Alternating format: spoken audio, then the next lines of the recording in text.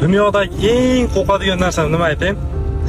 Eng qo'rqinchli narsani har doim mana shuni o'ylasam ham qo'rqaman. Sizlarda ham bo'lsa kerak bilmayman. Kimlardadir bo'ladi, kimlardadir bo'lmaydi. Xullas, bir kun kelib hali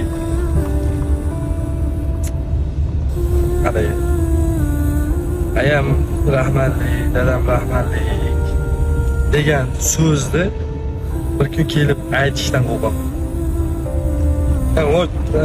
Kimdir baribir haligi ota-onasidan oldin o'tib ketishi ham mumkin, lekin mana ko'p nimada odamlar bilan gaplashyapsan. Dadam rahmatli manaqa edi, ayam rahmatli manaqa edi desa, bir kun kelib o'ta shu odamga o'xshab gapirishdan shunaqa qo'rqaman.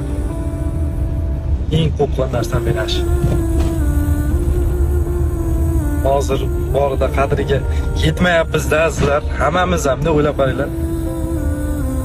Ikkita yaxshi gap gapirib qo'yayotgan bo'lishimiz mumkin. Narsa ko'tarib olib kelib, uni yeb oling deyotgan bo'lishimiz mumkin. Lekin ado qilib bo'lmaydi-da ularni oldidagi qarzimiz.